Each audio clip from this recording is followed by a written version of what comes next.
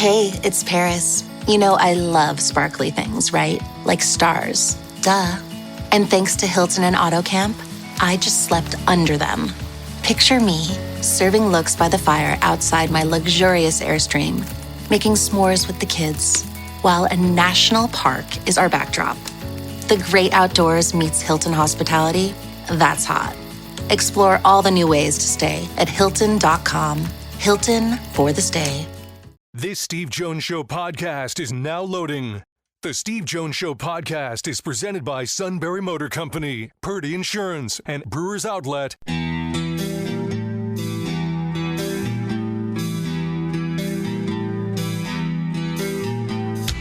Bringing you an in-depth look at Penn State sports and more. This is the Steve Jones Show on News Radio 1070 WKOK.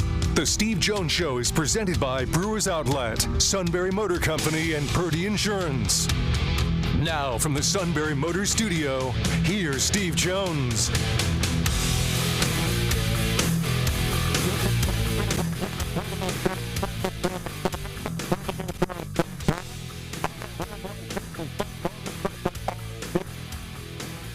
Products.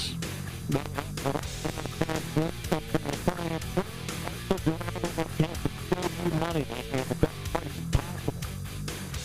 Customer service is all about at Purdy Insurance, Market Street in Sunbury. Go to purdyinsurance.com. It's always a pleasure to be joined by the outstanding Jon Sauber from the Sunday Daily Times. John, welcome back. Great to have you with us on the show today. Thanks for having me on, Steve. Always appreciate it. Well, here we are for Penn State basketball, a slice of history, their first ever first-round pick in the modern era. What does it mean for Penn State to have its name not only out there in the NBA draft, but also to see Yanic go in the first round to the Clippers?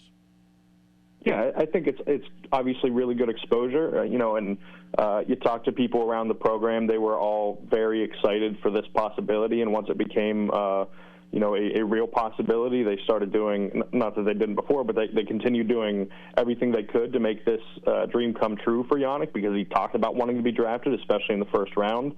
And it just helps, like you said, with that exposure, and it puts Penn State out there a little bit more. Obviously, not having Yanic next year is going to hurt, but this could add some value in the long run. Yeah, what does this say about between Qudus Wahab and Yanic Konan Niederhauser about the ability to develop big men at Penn State, because the two of them back-to-back give them a track record? Yeah, especially, you look at Wahab. Obviously, Yanic will get a lot of the shine because he went in the first round and everything, but the strides Wahab took in his year at Penn State, I think, were notable, right? And the fact that he was as important as he was, I think, was a testament to the coaching staff, but specifically to Brent Scott. And to your initial question, I think it says that Brent Scott is one of the best big man coaches in the country. He's proven that now with two guys. The first one, very different style from Yanic. He developed Wahab as more of a force offensively. Passing was an issue at times there, but outside of that, they really helped Wahab take some strides. And with Yanic, you're looking at someone who was at Northern Illinois, who was criminally underutilized at Northern Illinois, gets to Penn State and blossoms. And frankly, I think what he would have done this coming season would have been a sight to behold, right? Like he was going to be a focal point of this offense. He was going to have stuff run through him more, and you would have seen some of the skill that I think a lot of us know that he has at his disposal. I think Yanic is a better passer than people realize, and Penn State had really started to tap into some of that stuff, and he was ready to take an even larger step that I think now the Clippers will benefit from, because he had that year under Brent Scott. Yeah, because that's one thing Joe Christman said to me once. He said to me several times, he has the passing ability that you can actually run the offense through him at times. And that's something for a big man is invaluable. Yeah, and without a doubt. And Yanic even said that part of what he loves about the game of basketball is how the ball moves and how it flows. And it was funny, he actually said that was the biggest difference between European basketball and American basketball, was that in Europe the ball just kind of moves a little more and it doesn't stick and you don't isolate as much. and he, was, I think, looking forward to getting to do that some more had he come back to Penn State. But yeah, the fact that they would have been able to do that, I think, is a testament to his upside. Now, I do think he has a chance to be a starter in the NBA down the road. Right now, of course, he's going to be fighting for backup minutes, but I think there is a lot of upside to tap into, and he's the exact kind of prospect I would want to take a shot at late in the first round, someone who I think could still be a starter down the road, and if not, will be a valuable backup. Well, let's talk about the gamble on yourself. And he gave himself the backup because if it didn't work out, he was going to go back to Penn State. So he gave himself the backup plan. But he bet on himself. And he's going to get 3 years, $6.5 million guaranteed with an option for a fourth. He won his bet. Yeah, without a doubt. And I think, going in the first round, getting that, the traditional first-round contract is going to be big for him because, like you said, it guarantees him real money. But more importantly, I think the landing spot doesn't necessarily guarantee an NBA future, but with his ability and the work he puts into his game and combining that with the landing spot, I think he has put himself in a really good position to have a long NBA career. Like, this does not have to be... we've seen guys from Penn State go into the NBA and play a couple years and then be in the G League for a bit. I think with Yanic, there's a real chance that this is a sustained NBA career, whether that's as a long-term backup, like I said, or as a potential starter in 5-6 years. But either way, I think you're right that gamble on himself paid off in a big way. Yeah, because yesterday when I was doing the show, I said, look, I was direct about it. I said the one to watch. I said Clippers at 30. And I said that, on the show yesterday. I had a lot of reasons for it.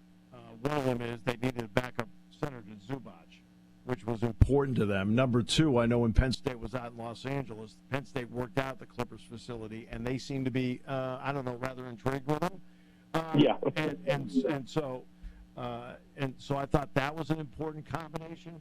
But the landing spot is right because he can back up Zubac, and that allows him to break into the league. While Seth Lundy, who's also on the roster, is going to have to fight a little harder to be on the roster. Yanic, you're a first-round pick. You got to play your way out of the league. You're a guy like Seth. You got to keep trying to play your way into the league. Yeah, I think that's a great way to describe it, and we've seen guys like that. Even Jalen Pickett, right, has been able to earn rotation minutes, but he was a second-round pick, right? And so you have to fight and scrap and claw to get more minutes, and we'll see what Pickett's able to do this season. He has a chance to pick up some more minutes with the Nuggets if he can keep improving. But, yeah, I think backing up Zubac is a great spot for Yanic to be in because there's what comes with that is a lack of pressure, too, right? Like, there's no thought that he has to come in and compete for any type of, 30 minutes a night or anything like that. You know that you're going in there with someone who's established as a starter, one of the best centers in the league at this point, one of the best defensive players in the league at this point, and you can not only learn from him, but play behind him and not have to deal with some of the pressures that can come with if he goes into a spot where it's like, well, they don't really have anything at center, and all of a sudden it's like, well, what about Yanic? Can he get some minutes here? Can he get 20 to 24 minutes a night? You don't have to worry about that. He can go in, he can fill the role, he can do what he needs to do and develop on his own timeline. And now here's something that's subtle in all of it. Who plays there besides Seth Lundy? James Harden plays there. And right. Who was James Harden's high school basketball coach? Scott Pera. Well, Scott Pera's here now, right? And he has a pretty good handle now on Yanic from everybody here. You don't think James Harden's asking Scott about, because they communicate all the time, about Yanic? That doesn't hurt. No, it doesn't. And what doesn't hurt either is that Yanic is kind of the perfect pick-and-roll partner for James Harden, too, yes. Right? He's not going to play every minute with him, but I would imagine the Clippers want to pair James Harden with rim runners as often as possible. And Zubac, for as good as he is a little bit more lead-footed than some centers that Harden's played with in the past. And I think Harden is going to open up a lot for Yanic offensively. I wrote about this morning that Yanic is kind of the perfect target man in a pick and roll, and he's a great lob finisher, and he has arguably the greatest lob thrower of all time now as his primary ball handler, assuming Harden comes back, either picks up that player option or returns in free agency. This is this is a real chance for Yanic to develop, and he's got to he's got to improve his hands a little bit as a lob catcher. But I think there's real upside there, and I think this fit specifically with Harden is going to allow him to blossom even earlier than maybe we anticipated. All right, now there's more basketball news out there, and look, let's face it, a lot of the news surrounds the ability. How can the NCAA close the gap monetarily because of the House settlement? Well, it's always the answer is going to be on the NCAA side because they don't control the college football playoff. It's going to be with basketball. Starting in 26-27, it looks like they're going to be allowed to add a 30-second game to the schedule. Not this year, but next year, 26-27, adding a 30-second game. There's some thought on this 30-second game that you don't necessarily have to play it in your first month and a half of the season. If you want to play a non-con game during one of your bye times in the Big Ten, maybe insert it in the middle of the conference. How do you feel about that kind of scheduling and getting a 30-second game in there? Yeah, I think, the schedule expansion is maybe not inevitable, but it seems to be happening across a lot of sports, so it's not all that surprising. I really like the idea of putting a game in the middle of conference play, and I don't even know that it has to be a walkover game, right? Like, I don't know if you need to go find a team that's 300th in KenPom and play them in January or February during your bye. I think that would be a really good chance for a team like Penn State to go find another Power 4 program or, a mid-major program at the very least to keep yourself kind of fresh in conference play, because we've seen it seems like they have the worst timed bye weeks, like either end of the season where it's not as relevant or in the middle of stretches where they're playing well, and that's more coincidental on that end. But yeah, I think being able to consistently play is more beneficial, especially, we're talking about 18 to 23-year-olds, not necessarily someone who's, 30, 31 and needs that break as much. I think keeping, keeping the play going and keeping fresh is almost better from that standpoint at that age. So I wouldn't mind if Penn State added, an ACC opponent or a Big East opponent in the middle of January or February, just to make sure that you're still rolling and you're still feeling good, when conference play comes back after that bye. Right. Now, the ACC is going to go back to 18 games. The Big 12 is going to be at 18, SEC at 18. I think this allows the Big 10 to stay at 20 conference games because now they have the flexibility with the 12th game. Yeah, no, I'm with you. I think this kind of lets the Big 10 stay where they want to be with those 20 games, and, you don't have to worry as much about scheduling issues. I'll give you a quick story about this. 2001, Penn State makes the Sweet 16. And, look, that was a terrific team. They won at Kentucky at Rupp Arena. They beat Pitt. They beat Temple. They won the ECAC Holiday Festival. They beat Hofstra. They beat Princeton. They were both NCAA teams. Jay Wright coached Hofstra. They're winning in the Big Ten, and then they hit a rut. Lost a couple of games in a row. And they had scheduled the game in the middle of all this with Yale, at Yale. Right? So everybody gets on the plane, flies to New Haven, flies to Hartford, buses to New Haven. And Penn State wins the game, scored 90. It was Sharif Shambles' best game as a freshman, and they won by double digits, and they scored 90. And it kind of got them back on track the rest of the season. It doesn't hurt to have a game like that. Yeah, exactly. And especially when you consider the physicality of the Big Ten, it wouldn't hurt the team to, get a break from that in that time of year either, right? To get a chance to play maybe a game that will look, frankly, more like NCAA tournament games look than Big Ten games where the officiating can be, I'll say, different. It feels like the best way to put it. Oh, it's different, all right. Yeah, it certainly is. I have always felt, with all due respect, the officials work hard, but the style with which they officiate the Big Ten hurts them in the NCAA tournament. Yeah, I'm in total agreement with you, and it's unnecessary too, right? It's almost like it's trying to live up to a reputation that isn't conducive to, frankly, good basketball. Right, and exactly. But yeah, I think the 30-second game is interesting. Now the next part, which is the big one, on closing the House settlement gap financially, is if you can get the TV backing to advance the tournament from 68 to 76. I think it should be 68 because I think it works. But I also think if you're going to expand, don't mess around at 72. You're going to go to 76 eventually anyway. Just do it now. How do you look at it? Yeah, I'm with you on that. I don't like these kind of middle steps where it's like, or a half measure, right, where they go 72 and then inevitably 2 years later it's 76. I think if you're going to go 76, go to 76. And I think I've said to you before that I'm all for it. Let's just ratchet it up to 96, right? Let's involve more teams here because this is, college basketball. There are so many teams, over 300 teams, and most sports, right, you're looking at about a third or half the teams around there get to the postseason. I think getting closer to that third mark would be good. But, yeah, I think without a doubt, 76, if that's what they're eyeing up anyways, there's no reason to go to 72 other than just kind of, biding time for whatever reason. I think going to 76 is the right decision for sure. And so I just want to get into percentages so before everybody jumps and goes, well, that means everybody's in. No. Currently, 19% of teams in the NCAA make the tournament. 19%. If you go to 76, you're just about to 21%.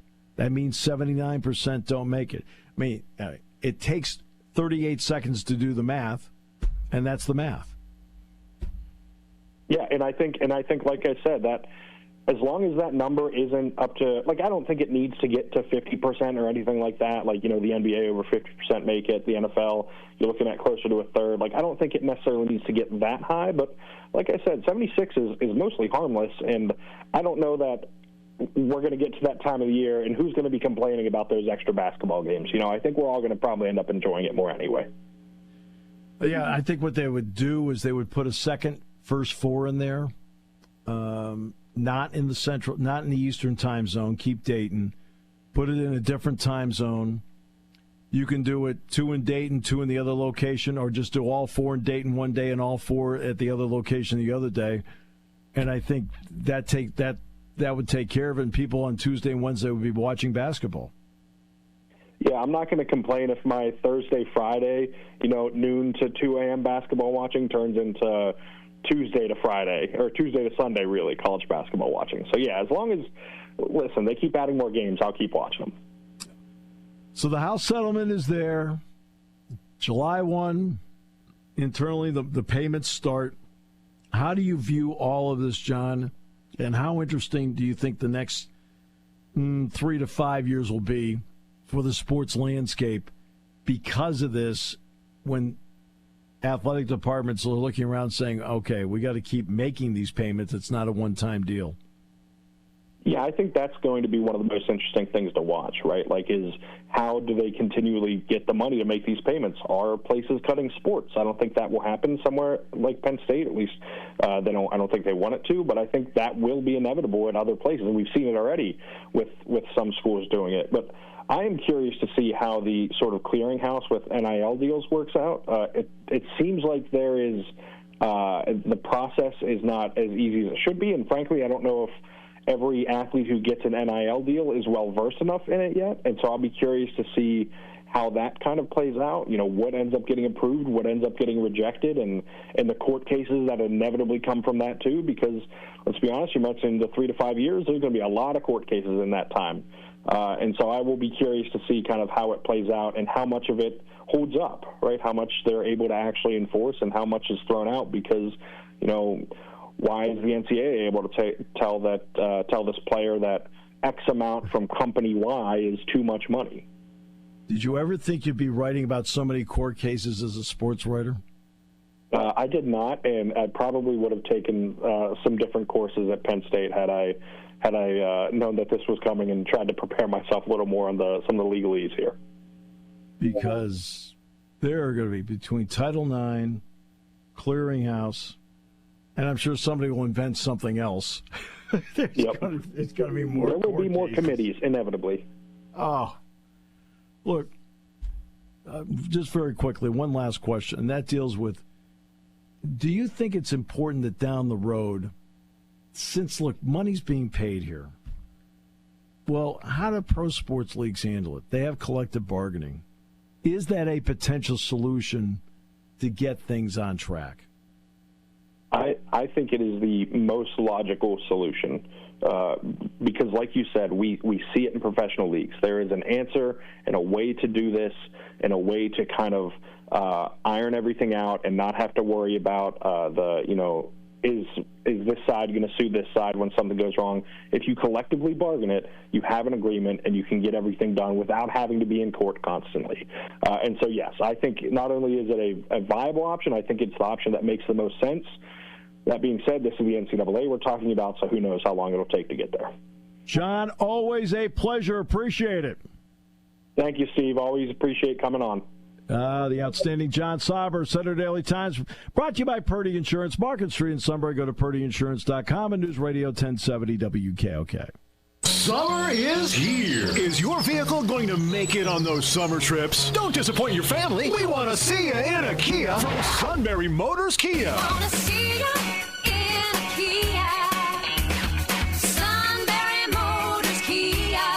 With Kia Finance bonus cash, low financing, and 132 new Kias available, Sunbury Motors Kia can get you on the road in a new Kia. Choose from either $1,750 Kia Finance bonus cash or 1.97% APR for 60 months, combined with a $500 sticker bonus on select units with plenty ready for immediate delivery. They also have a great selection of 2026 Kia Sportages on the lot with many more on the way. And if you're looking for an awesome hybrid, SMC has plenty of fuel-efficient Sportage hybrid models to choose from. Remember, every new Kia comes with a 10-year, 100,000-mile limited powertrain warranty. Sunbury Motors Kia on the Strip in Hummel's Wharf. Warranty is a limited powertrain warranty. For details, see dealer or go to kia.com. Hi, this is Season. For over 100 years, the Purdy Insurance Agency has been protecting families and businesses of the greater Susquehanna Valley and beyond. With the experience of our trained and knowledgeable staff, you can rest assured that your needs will be evaluated and met by some of the industry's best representatives. No matter what your insurance needs are, call Purdy Insurance today at 570-286-5855. Visit our website at purdyinsurance.com or check us out on Facebook to see what we can do for you.